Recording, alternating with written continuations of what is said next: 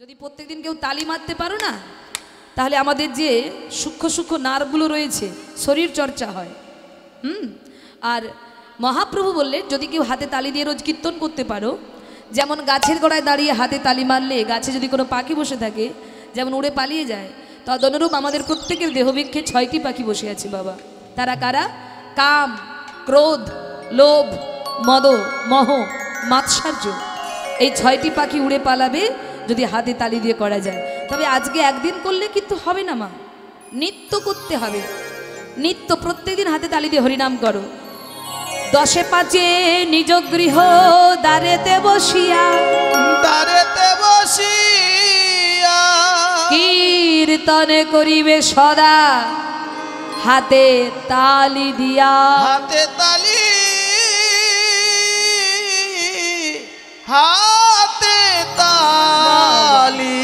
দিয়া। কি করতে বলেছে? হাতে তালি দিয়ে করতে বললে তো। ও মায়েরা, কাটারিকে যদি ও বাবা,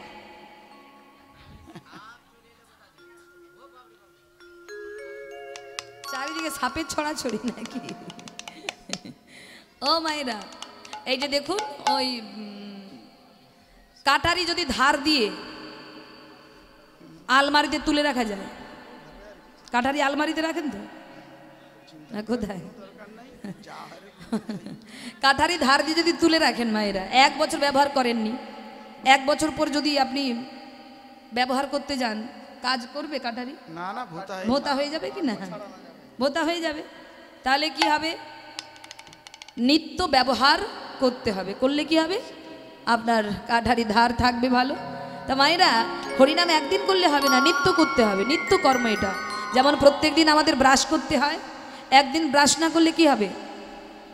মুখ গন্ধ, কেউ কারো সামনে দাঁড়িয়ে কথা বলতে পারবেন না। জামা কাপড় নোংরা হয়ে গেলে পরিষ্কার করি, চুল নোংরা হয়ে গেলে তো প্রত্যেক দিন করে শ্যাম্পু, প্রত্যেক দিন করে শ্যাম্পু, ডিটারজেন্ট বাকিস। আচ্ছা ও মায়েরা, আবার গা হাত নোংরা হয়ে গেলে সাবান ব্যবহার করি, আবার যেন কি মাকে শ্রমিক স্ক্যান প্রোডাক্ট বাবা। হ্যাঁ, ভক্তমণ্ডলী মায়েরা, তাহলে এত কিছু পরিষ্কার করছি, কিন্তু দিনের পর দিন মনটা যে নোংরা হয়ে যাচ্ছে, সেই মন মন্দিরকে পরিষ্কার করার জন্য মহাপ্রভু আমাদের এই সাবান দিয়ে গেছে, হরিনাম রূপ সাবান। এই সাবান যদি নিত্য কেউ ব্যবহার করতে পারো, তোমার পরিবর্তন ঘটবেই ঘটবে, তাতে বিন্দু মাত্র সন্দেহ নাই। তুমি ভাব রাজ্যে পৌঁছতে পারবে। ও মা, গোবরে পোকা কি খায়? তোদের না মাথা ঠিক নেই, রাত জেগে জেগে। আমাদের ওখানে কমপ্লেন খাইছিল।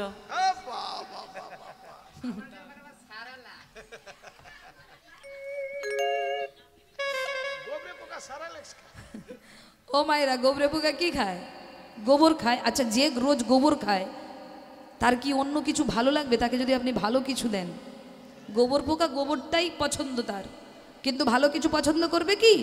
কিন্তু সেই গোবরে পোকা যদি কোনোদিন মৌমাছির সঙ্গে বন্ধুত্ব করতে পারে, তবে সেই গোবরে পোকা মৌমাছির সন্ধান, মধুর সন্ধান পেলেও পেতে পারে। নিতাই গৌর হরি হরি।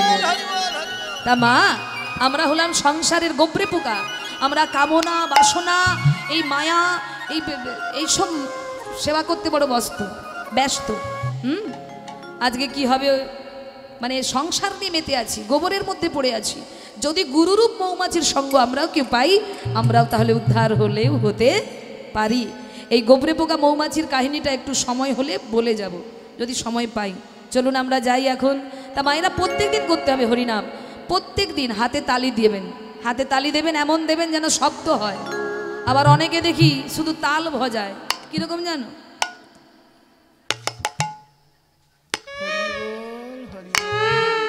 মানে এটা কি কি শরীরের উপকারটা হবে এতে? হ্যাঁ, ডাক্তার বলে দেয় না মর্নিং ওয়াক করো, ব্যায়াম করো, শরীর চর্চা হবে। সব তো রোগের পাহাড় শরীরের পরিপূর্ণ।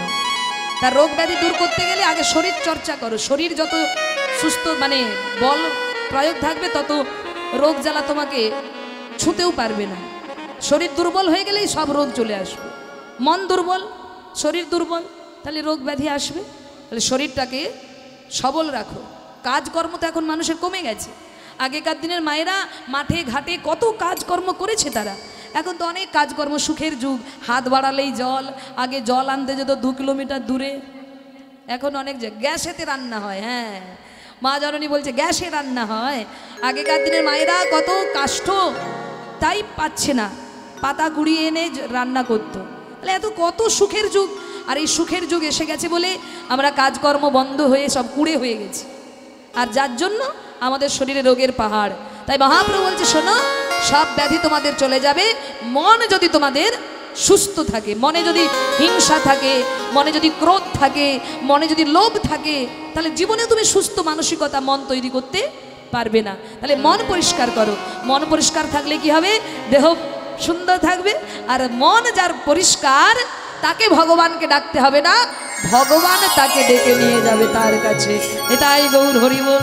তাই এবারে হাতে তালি দেবেন, এমন তালি দেবেন যেন শব্দ হয়, যেন আওয়াজ বের হয়। হ্যাঁ, হরে কৃষ্ণ হরে কৃষ্ণ কৃষ্ণ কৃষ্ণ হরে হরে, হরে রাম রাম রাম হরে হরে। বলুন হরে কৃষ্ণ।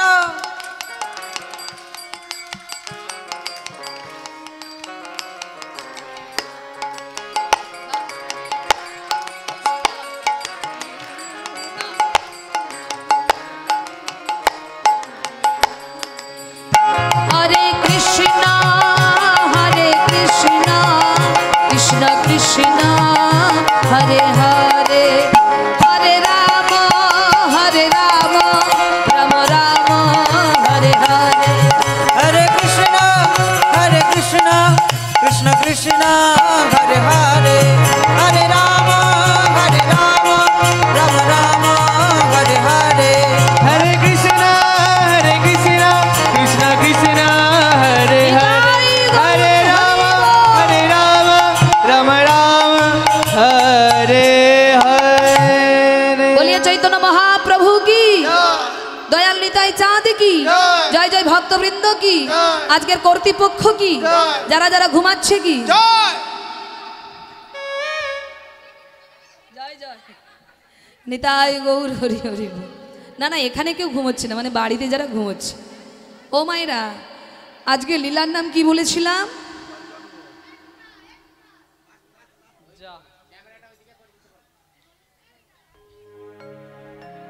আর সিংহ জালো মাথায়, জানি তাই। এই সিংহওয়ালা, আবার হাতে সাপ, কার লাউডঙে সাপ, আবার কার কালচিতি মনে হয়। এই নিতাই গৌর হরি বল। তাহলে আজকে লীলার নাম কি বলেছিলাম মা? পুনর্জন্ম। বাহ, খুব মন দিয়ে শুনেছে, পুনর্জন্ম লীলা। ও মা, পুনর মানে পুনরায় আবার জন্ম হবে। সেই ভক্তের নাম কি? চলুন আমরা শুনি, আস্বাদন করি। কাশীধামের মেধা গ্রামে ব্রাহ্মণ পরিবারে জন্মগ্রহণ করলেন, যার নাম রাখলেন পিতামাতা প্রেমানন্দ।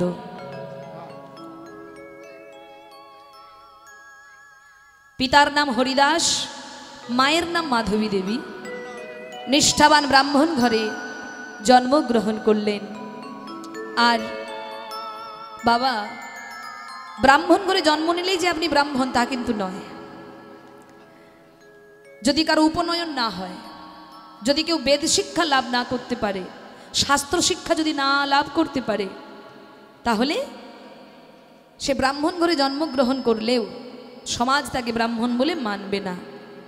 তাই ছেলে যাতে উচ্চ শিক্ষায় শিক্ষিত হতে পারে। উচ্চ শিক্ষা মানে কোন শিক্ষা? যে শিক্ষার দ্বারা গোবিন্দ প্রাপ্তি হবে, সেই শিক্ষা। যাতে পুঁথিগত শিক্ষা লাভ করতে পারে, যাতে ব্রাহ্মণের আচার আচরণ বজায় রাখতে পারে, তাই খুব ছোট্টবেলায় 5 বছর বয়সে বাবা হরিদাস কি করলেন? ছেলেকে গুরু আশ্রমে ভর্তি করলেন। দেখবেন মায়েরা, বাচ্চা ছেলেরা হলো কাদার ডোলার মতো, কাদা মাটি। কাদামাটি মানে কাদামাটি নরম তো না শক্ত? নরম। তা কাদামাটি যখন কাদাটা হবে তখন আপনি ওই কাদা দিয়ে যেটাই বানাতে চাইবেন সেটাই বানানো যাবে। আপনি যদি শিব গড়তে চান শিব হবে, আপনি যদি দুর্গা গড়তে চান দুর্গা হবে, লক্ষ্মী গড়তে চাইলে লক্ষ্মী, সরস্বতী গড়তে চাইলে সরস্বতী, আবার রাক্ষস বানাতে চাইলে রাক্ষস হবে। যা চাইবেন তাই হবে। তদনুরূপ পিতামাতা ছোট্টবেলা থেকে সন্তানকে যে শিক্ষা দেবে, যেভাবে মানুষ করবে, তার সন্তানরা সেইভাবে শিক্ষা লাভ করে গড়ে উঠবে। তাই বাবা মায়ের কাছেই সন্তান গড়ে ওঠে। তাই মা ছোট্টবেলা থেকে বাবা কি করলেন, 5 বছর বয়সে সৎ গুরু চরণে সন্তানকে পাঠিয়ে দিলেন। কারণ বাবা জানতেন গুরুচরণ আশ্রয় না করলে ভক্তির পত্রা সে পাবে না। আস্তে আস্তে, রাধে রাধে, আস্তে আস্তে। তাই মা ছেলেকে একদিন বলছে, প্রেমানন্দ প্রেমানন্দ, গুরু কয় প্রকার জানিস? প্রেমানন্দ বলছে, বাবা আমি তো জানি তুমি আমার গুরু আর আমার মা আমার গুরু, আর তো আমি জানি না। বলে শোন, আমাদের জীবনে গুরু হলো 3 প্রকার। 3 প্রকার গুরু। সেই 3 প্রকার গুরু কে বাবা? সেই 3 প্রকার গুরু কে জানো? আজকে বাবা তার ছেলেকে শোনাচ্ছে 3 প্রকার গুরুকে। বলে প্রথম গুরুকে জানিস কে? জনক প্রথম গুরু, জন্ম যাহা হইতে। গুরু জন্ম যাহা হইতে। জনক প্রথম গুরু, জন্ম যাহা হইতে। জনক প্রথম গুরু, জন্ম যাহা হইতে। পিতা মাতা আদি গুরু কহি তোমারও সাক্ষাতে। পিতা মাতা আদি গুরু কহি তোমারও সাক্ষাতে। পিতা মাতা আদি গুরু কহি তোমারও সাক্ষাতে। পিতা মাতা আদি গুরু কহি তোমারও সাক্ষাতে। তাহলে প্রথম গুরু পিতা মাতা। শাস্ত্রকার তো বলতে পারতেন প্রথম গুরু ভগবান, না, প্রথম গুরু পিতার মাতা। তা পিতা মাতার চরণ সেবা না করে যদি কেউ ভগবত চরণ প্রাপ্তির জন্য ছোটাছুটি করে তাহলে কিন্তু ভগবত কৃপা হবে না। বলছে আগে পিতামাতার সেবা করে। এই জগতে কজন ছেলে আছে যারা নিত্য বাবা মাকে প্রণাম করে? কেউ নেই না? না না না, আছে আছে আছে। ও মা, আমার বাড়িতে নেই বলে, আমার গ্রামে নেই বলে জগতে যে কোথাও নেই তা কিন্তু বাবা আমাদের ভুল। আছে এখনো জগতে বাবা সুসন্তান আছে যারা নিত্য কর্মে যাবার আগে পিতামাতাকে প্রণাম করে তবে ঘরের বাইরে বেরিয়ে যায়। এখনো এই কালচারটা আছে অনেক জায়গায়। তা মা, যে কাজেই তুমি যাও না কেন প্রথম গুরুকে প্রণাম করো, বাবা মাকে প্রণাম করো। ধরুন আপনি বিদেশে আছেন, বাবা মাকে প্রণাম করবেন কি করে? কারণ এখন তো অনেক কিছু উন্নত যুগ। আপনি বাবা মায়ের ছবি রাখবেন কাছে, বাবা মাকে নিত্য প্রণাম করুন, বাবা মায়ের খোঁজ খবর নিন মোবাইলের দ্বারা। মা কেমন আছো, বাবা কেমন আছো, মা তোমার শরীর ঠিক আছে তো? নিত্য বাবা মায়ের সঙ্গে যোগাযোগ রাখো। আর যোগাযোগটা বন্ধ হয়ে গেলেই তো খারাপ। যে মায়ের গর্ভে তুমি বেড়ে উঠেছো একটু একটু করে, সেই মাকে যদি কেউ ভুলে যায় তাহলে তো তার সব গেল মা। হ্যাঁ, কর্ম যাইতে ফল, যেমন কর্ম করবে। বলে মা কেমন দেখার দরকার নেই, আমার মা কাঙালিনী হোক, আমার মা ভিখারিনী হোক। হয়তো আমার মা কাঙালিনী, কিন্তু আজ আমি অর্থ উপার্জন করে অনেক বড়লোক হয়েছি, তা বলে আমি আমার গর্ভধারিণী মাকে ভুলে যাব? এটা কি শিক্ষা? এটা কি সন্তানের পরিচয়? না। তোমার মা কাঙালিনী এই কারণেই তোমাকে মানুষ করার জন্য, তোমাকে বড় বাড়িতে বড় চাকরি করে দেওয়ার জন্য মা পরের বাড়িতে থালা ধুয়েছিল। বাবা তোমাকে ভালো মন্দ খাওয়ানোর জন্য পরের বাড়িতে কোদাল দিয়ে মাটি কেটে পরিশ্রম করে ঘাম ঝরিয়ে তোমাকে মানুষ করেছে। আর সেই বাবা মাকে যদি তুমি 2 টাকা রোজগার করে যদি ভুলে যাও ভগবান বলে ওখানেই তোমার সব কর্ম নষ্ট হয়ে গেল। নিতাই গৌর হরি হরি বল। তাহলে আদিগুরু আমাদের কে মা? পিতামাতা। প্রথম গুরু পিতামাতা। তাহলে দ্বিতীয় গুরু কারা? দ্বিতীয় গুরু কে জানো? শোনো, দীক্ষা গুরু শিক্ষা গুরু রূপে ব্রাহ্মণ বৈষ্ণব। দীক্ষা গুরু শিক্ষা গুরু রূপে ব্রাহ্মণ বৈষ্ণব। দীক্ষা গুরু শিক্ষা গুরু রূপে ব্রাহ্মণ বৈষ্ণব। দীক্ষা গুরু শিক্ষা গুরু এই রূপে ভোকালটা কমিয়ে গেছে। ব্রাহ্মণ বৈষ্ণব। ও দাদা, এই ভোকালটা একদম কমে গেছে। এটা দীক্ষা গুরু শিক্ষা গুরু রূপে ব্রাহ্মণ বৈষ্ণব। শিক্ষা গুরু শিক্ষা গুরু রূপে ব্রাহ্মণ বৈষ্ণব। সাউন্ডটা কমাবেন না, যেটা আছে থাকুক। ভাই বল, ভাই বল, আওয়াজটা জয়নিতাই বল। ঠিক আছে, জনিতাই জনিতাই ভক্তমণ্ডলী ভক্তিমতী মায়েরা, তাহলে দীক্ষা গুরু শিক্ষা গুরু রূপে কে? ব্রাহ্মণ এবং বৈষ্ণব। ব্রাহ্মণ বৈষ্ণবকে সম্মান করো, গুরু জ্ঞানে ভক্তি করো। কিন্তু এখন আমরা বিচার এত আমাদের দেশে বেরিয়ে গেছে, এখনকার দিনে ব্রাহ্মণ এলে আমরা তাকে আর প্রণাম করি না। কেন? কারণ ওই যে কীর্তনে শুনে এসেছি, ব্রাহ্মণের আচার আচরণ নেই, তাকে কি প্রণাম করব? বলে তোমাকেও তো বিচার করা লাগবে না, তুমি তোমার কর্মটা করে যাও। সে ব্রাহ্মণের দায়িত্ব পালন করছে কিনা, সে আচার আচরণ করছে কিনা, তোমার দেখার প্রয়োজন নেই। তুমি তোমার আচরণটা ঠিক করো। ওই বিচার বুদ্ধি এসে গেলেই তুমি জীবনে আর কোনোদিন নত হতে পারবে না। তাই শাস্ত্রে বলেছে, বড় যদি হতে চাও ছোট হও আগে, তোমার নত ক্ষমতাটা থাকুক। তুমি বিচার করার কে? তুমি যদি বিচার করে নেবে তাহলে তিনি আছেন কিসের জন্য? আমরা বলি না একটা কথা, আইন নিজের হাতে তুলে নেবেন না, বলি তো বিচারে আইন নিজের হাতে নিও না। তার জন্য হাইকোর্ট আছে, জজ আছে, বিচার করবেন তিনি। তেমনি আমাদের বিচার করবেন কে? আমরা নই। তুমি তোমার কর্মটা ঠিক করে যাও। কে আচার আচরণ করছে কিনা, কে ব্রাহ্মণ তার আচরণ করছে কিনা, তোমার দেখার দরকার নেই।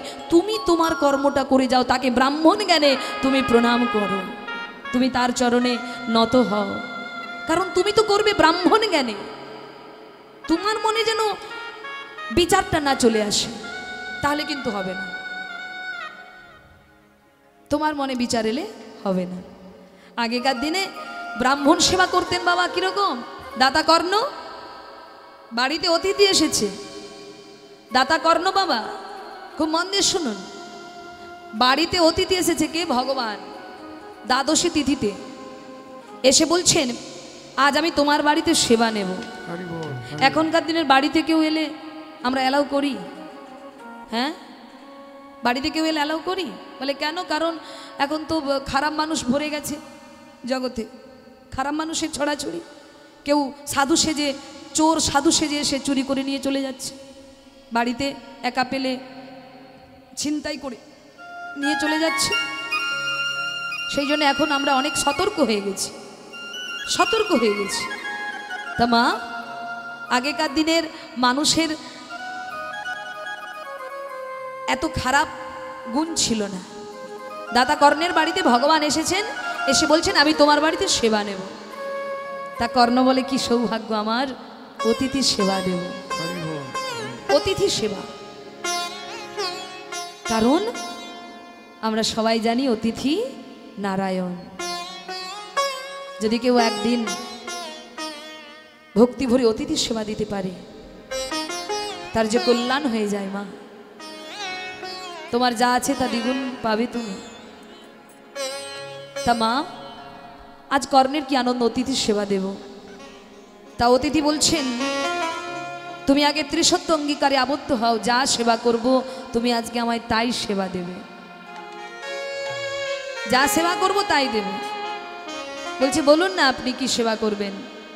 তখন বলেছিলেন, মাংস খাইবার ইচ্ছা তুমি করহ পূরণ। করহ পুরাণ।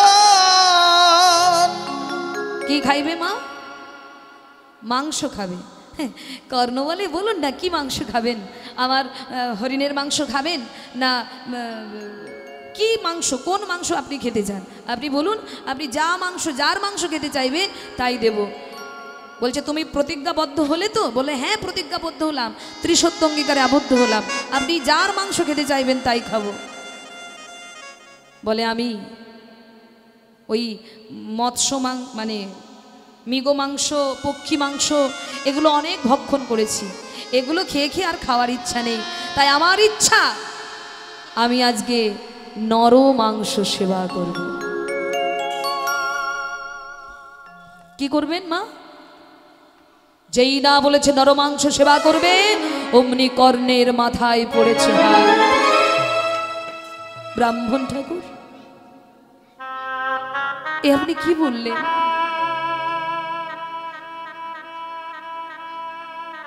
আপনি নর মাংস সেবা করবেন?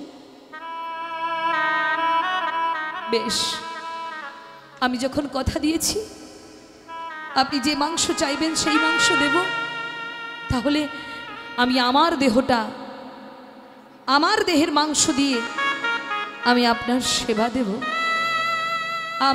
আমি আমার দেহটা বলি দিয়ে আপনার সেবা দেব? না না না না না না না না না, ওই বুড়ো দেহের মাংস আমি সেবা করব না, আমি কচি মাংস, নরম মাংস সেবা করতে চাই। মানে? বলে মানে আবার বুঝতে পারছো না?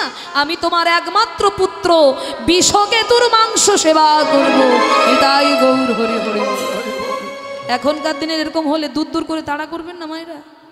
হ্যাঁ, দূর দূর করে তাড়া করবেন তো। এই জন্য তো তারা মহান মা, কত ত্যাগ তাদের, কত ত্যাগী তারা, ভোগী নয়। যেই না বলেছে তোমার একমাত্র পুত্রের মাংস সেবা করব, কর্ণের মাথায় যেন বজ্রাঘাত এসে পড়েছে। ব্রাহ্মণ ঠাকুরের চরণে জড়িয়ে ধরে বলছে, হ্যাঁ আপনি আপনার কথা ফিরিয়ে নিন ঠাকুর, আপনি আপনার কথা ফিরিয়ে নিন। আমি আমার সন্তানকে, আমি আমার সন্তানের মাংস কি করে আপনাকে রন্ধন করে সেবা দেব? আমি পারবো না। ও পারবে না? তাহলে তুমি নিজ মুখে স্বীকার করো যে তুমি দাতা কর্ণ নও। তোমার কাছে যে যা চায় তুমি তাকে তা দিতে পারো না, পারো না, পারো না, এটা তুমি নিজ মুখে স্বীকার করো। ব্রাহ্মণ ঠাকুর আপনি একটু দাঁড়ান বলে ছুটতে ছুটতে গেলেন নিজের স্ত্রীর কাছে। স্ত্রী পদ্মাকে ডেকে বলল, পদ্মা বাড়িতে আজকে একজন অতিথি এসেছে, তুমি কাঁদছো কেন স্বামী? তুমি তো অতিথি সেবা দিতে বড় পছন্দ করো, তুমি অতিথি সেবা দিতে ভালোবাসো, তোমার তো আনন্দ হওয়ার কথা, তোমার চোখে জল কেন স্বামী? পদ্মা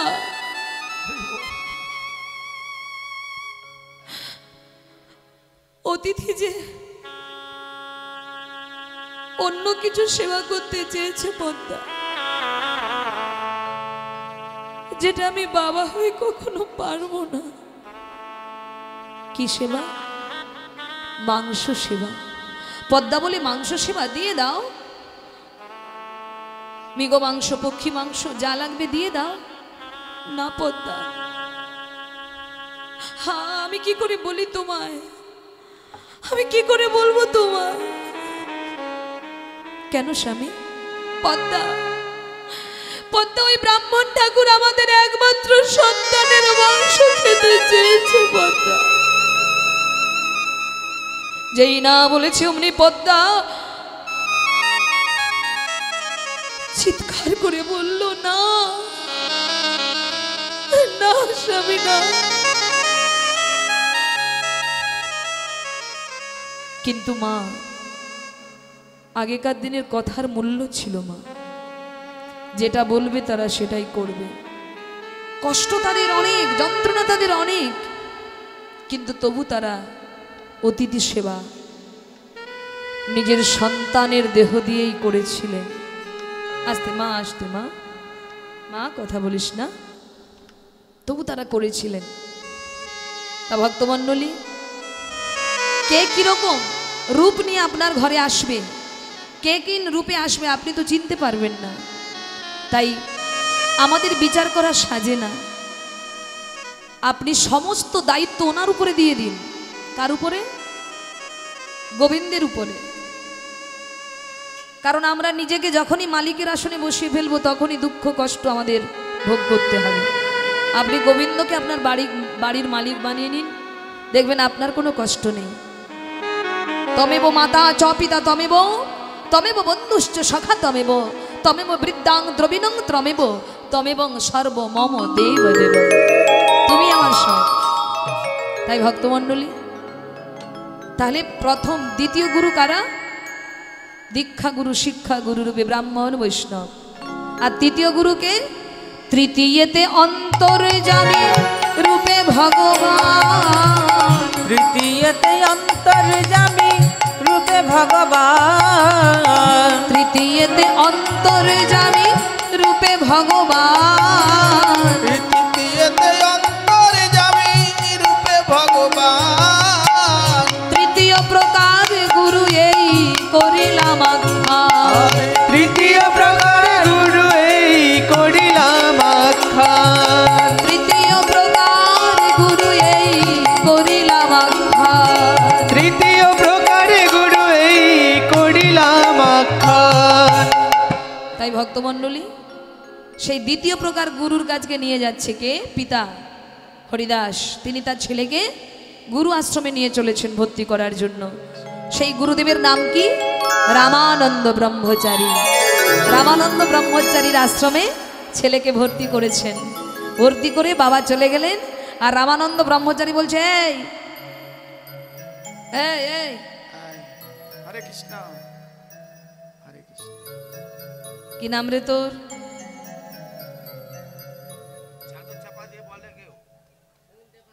এই কি নাম তোর?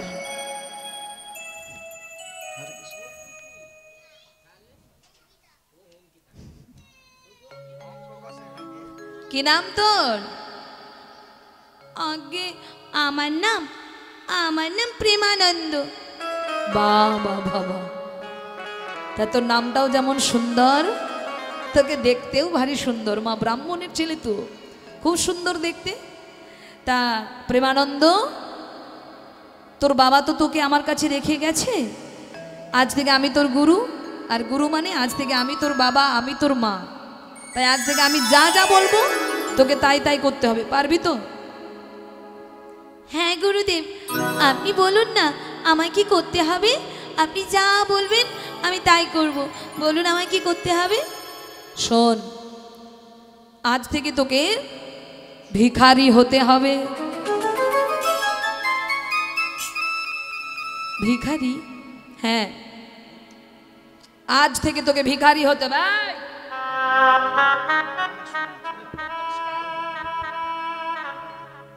আজ থেকে তোকে ভিখারি হতে হবে। পারবি তো? হ্যাঁ গুরুদেব, আপনি যা বলবেন আমি তাই করব। বলে শোন, প্রত্যেক দিন তোকে গোবিন্দ সেবার জন্য দাঁড়ে দাঁড়ে ভিক্ষা করে আনতে হবে।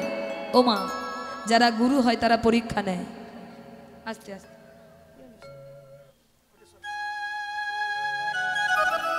যারা গুরু হয় তারা পরীক্ষা নেয়।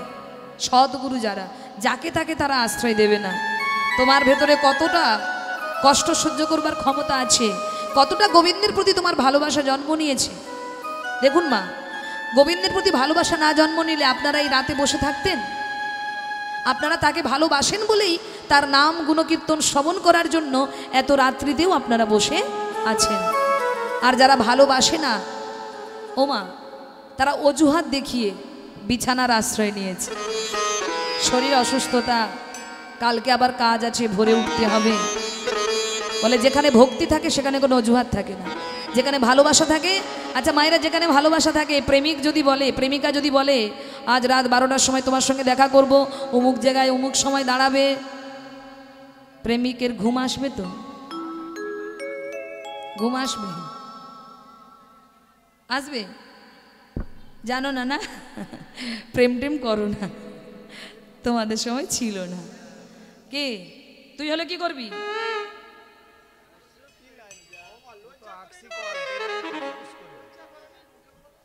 লজ্জা হচ্ছে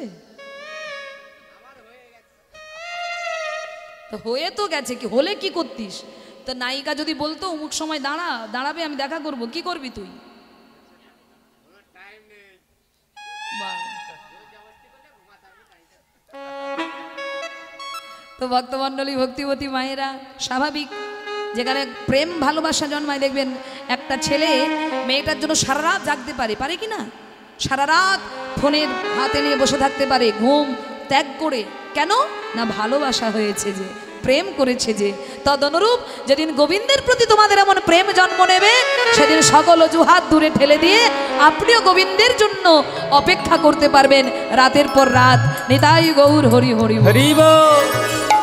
ওমা, বৃন্দাবনের ব্রজগোপীরা করেনি অপেক্ষা গোবিন্দকে পাওয়ার জন্য? গোবিন্দ তো রাসমঞ্চে বংশীধ্বনি করেছিলেন, কারো নাম ধরে ডাকেননি তিনি, বংশীধ্বনি করলেন। শুনতে পেলেন কারা? বলে দোকান পেতে ছিল যারা। দোকান পেতে ছিল যারা, তারা বাঁশি শুনতে পেয়েছিল।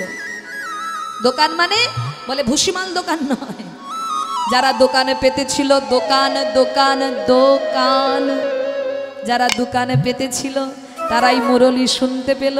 আর শোনা মাত্রই পাগলের মতো গোবিন্দকে দর্শন করার জন্য তারা ছুটে গিয়েছিল।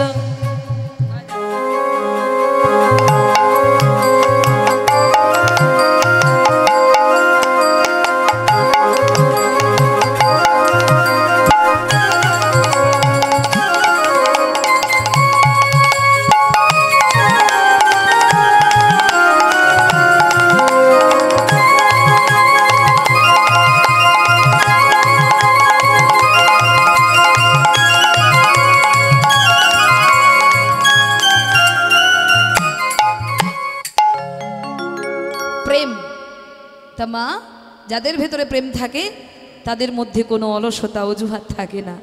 তা আজকে গোবিন্দের জন্য ভিক্ষা করতে হবে। কার জন্য? নিজের জন্য নয়, গোবিন্দের জন্য রোজ ভিক্ষা করতে হবে। আর আমার ভিক্ষার নিয়ম আছে, রোজ 21 বাড়ি থেকে 21 মুষ্টি ভিক্ষা। এই জায়গাটা মন দিয়ে শুনুন, 21 বাড়ি থেকে 21 মুষ্টি ভিক্ষা। 21 বাড়ির কমও যেন না হয়, আবার বেশিও যেন না হয়। আর কোনো মায়ের কাছ থেকে 1 মুষ্টির বেশি 2 মুষ্টি ভিক্ষা নেওয়া যাবে না। এটাই হলো আমার আশ্রমের নিয়ম। পারবি তো? ছোট্ট প্রেমানন্দ বলছেন, হ্যাঁ গুরুদেব, আপনি আমায় আশীর্বাদ করুন, আপনার আশীর্বাদ হলে আমি নিশ্চয়ই পারবো।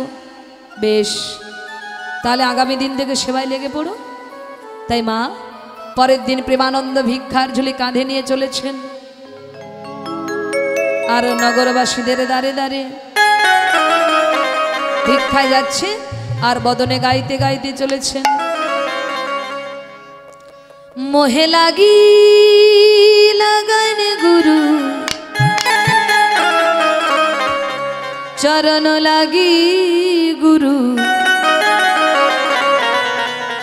চরণ লাগি গুরু, চরণ লাগি। উলুধ্বনি।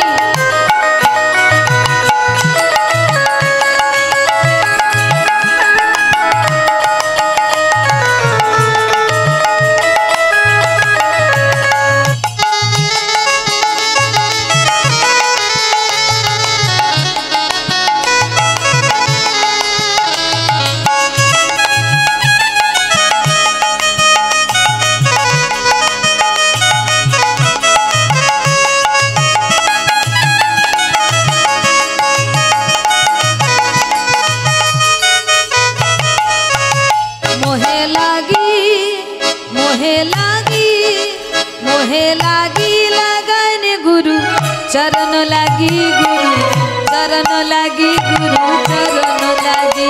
मोहे लागी लगन गुरु चरण लगी गुरु, चरण लगी गुरु, चरण लगे।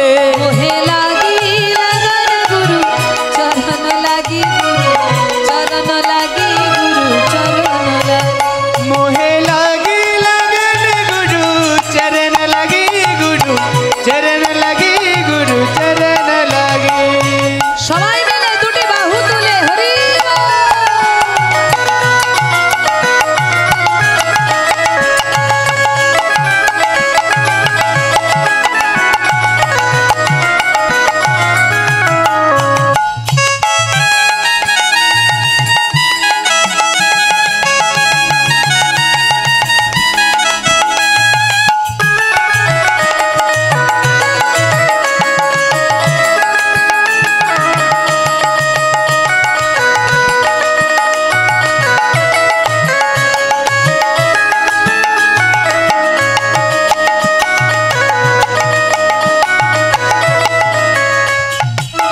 भव सागर सब डूब गई है, भव सागर सब डूब गई है, भव सागर सब डूब गई है, भव सागर सब डूब गई हो, जग माया सब करन लागी, मोहे लागी लगन गुरु चरण लगी गुरु, चरण लगी गुरु, चरण लगी मोहे लागी लगन गुरु, चरण लगी गुरु, चरण लगी गुरु, चरण लगे।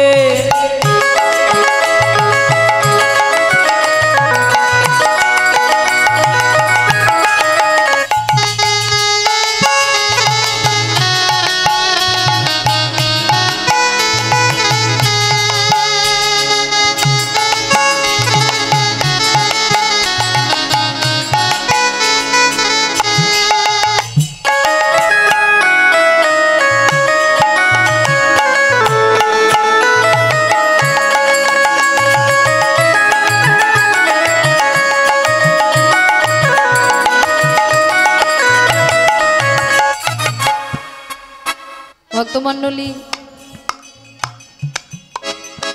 আমার মায়েরা সবাই ভিক্ষা দেওয়ার জন্য একেবারে ব্যস্ত হয়েছে নাকি? ও মা, তোমরা যে যা দিলে এটা কিন্তু গোবিন্দ সেবাতেই লাগবে। আপনারা যেটা দিয়েছেন আজকে সত্যিকারেরই কিন্তু গোবিন্দ সেবায় লাগবে। এটা আমি লীলার মধ্যে বলছি না, সত্যিকারেরই গোবিন্দ সেবায় লাগবে। কারণ যারা ইউটিউবে আমার কীর্তন শুনেছেন আপনারা অনেকেই জানেন আমি কীর্তন গান করে যতটুকু উপার্জন করি সেটা আপনারাই দেন বা কর্তৃপক্ষই দিক, যেটাই আমি পাই সেটা নিয়ে গিয়ে কি করছি বলবো না? শুনেছ, ইউটিউবে শুনেছ, তাই আর নতুন করে বলার দরকার নেই, বলবো? সবাই শোনে না, না? আচ্ছা, তা এই যে আমি কীর্তন গান করে উপার্জন করছি মায়েরা, আমার এই উপার্জিত অর্থ দিয়ে আমি একটি সেবার কাজে লেগেছি।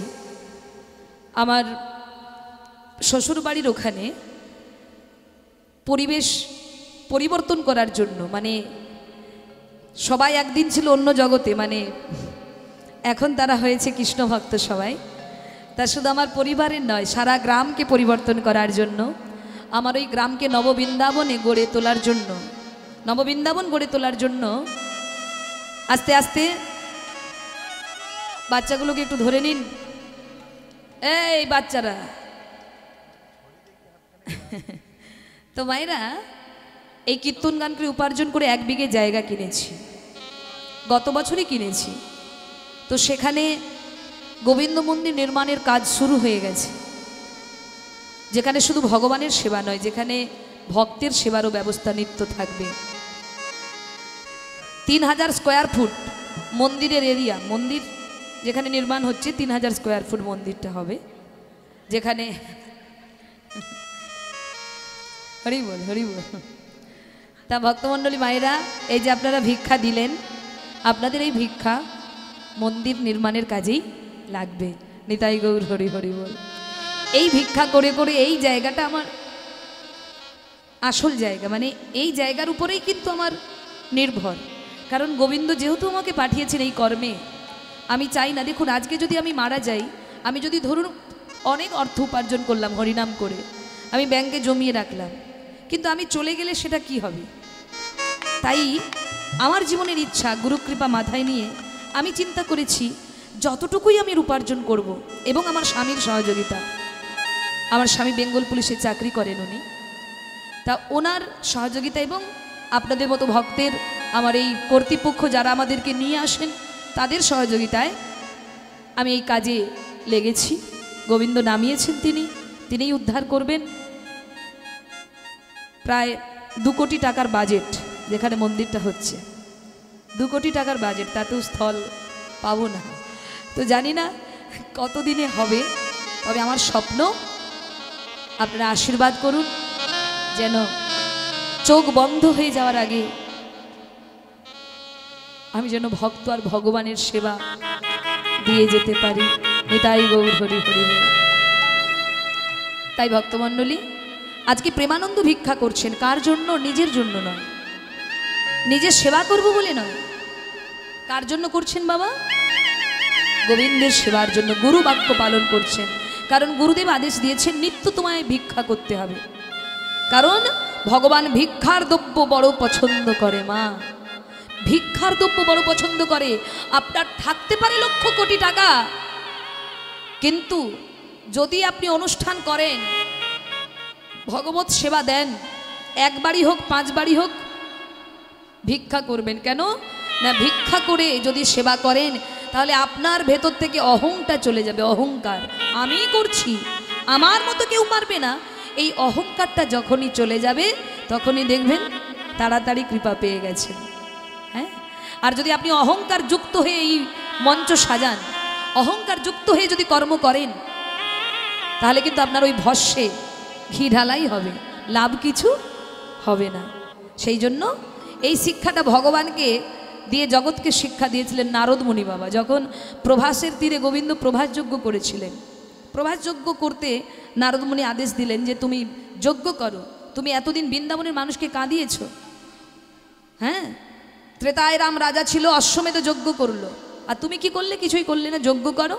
যখন যজ্ঞের বিধানটা নারদ মুনি দিয়েছিলেন কাকে? ভগবানকে। কারণ এটা তো জীব শিক্ষা, জীবকে শিক্ষা দেওয়ার জন্য। বলে শোনো শোনো বলি হে রাজন, ত্রিভুবন নিমন্ত্রণ সবারে করিতে হইবে। আর যজ্ঞের নিয়ম কি? যে যা চাইবে তাই দেবে, সবার আশা মিটাইবে। তোমার যজ্ঞে যারা আমন্ত্রিত আসবে তারা যদি তোমার কাছে যা চাইবে তোমাকে কিন্তু তাই দিতে হবে। এটা নারদ মুনি বললেন কেন? কারণ ভক্তদের মনের ইচ্ছা যাতে পূর্ণ করেন গোবিন্দ, তাই বললেন। যজ্ঞের নিয়ম, যে যা চাইবে তাকে তাই দেবে, সবার ইচ্ছা সবার আশা মিটাইবে। আর কি করবে? সর্বশেষে দানে দিয়া ভিক্ষার ঝুলি স্কন্ধে লইয়া, সর্বশেষে দানে দিয়া ভিক্ষার ঝুলি স্কন্ধে লইয়া, সর্বশেষে দানে দিয়া ভিক্ষার ঝুলি স্কন্ধে লইয়া, সর্বশেষে দানে দিয়া ভিক্ষার ঝুলি স্কন্ধে লইয়া, ভিক্ষা করি যাবে মহা সুখে, ভিক্ষা করি যাবে মহা সুখে, ভিক্ষা করি যাবে মহা সুখে, সে যে ভিক্ষা করি যাবে মহা সুখে।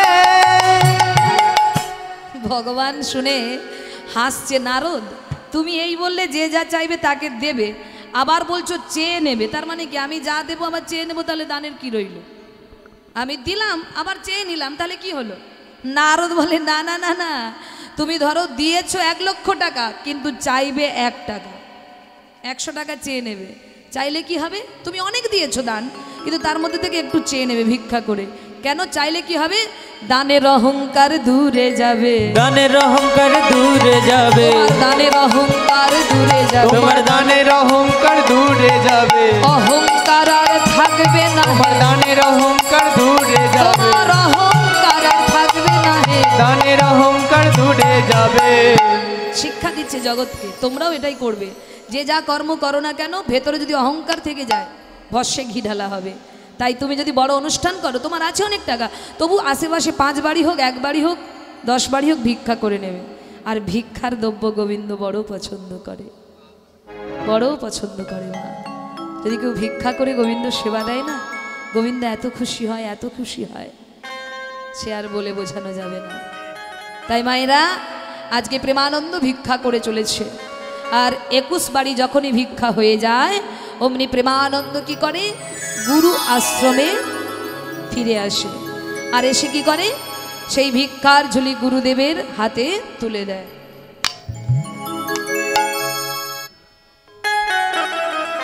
ভিক্ষার ঝুলি গুরুদেবের হাতে তুলে দেয়, আর গুরুদেব সেই ভোগ রন্ধন করে ভগবানকে ভোগ নিবেদন করে।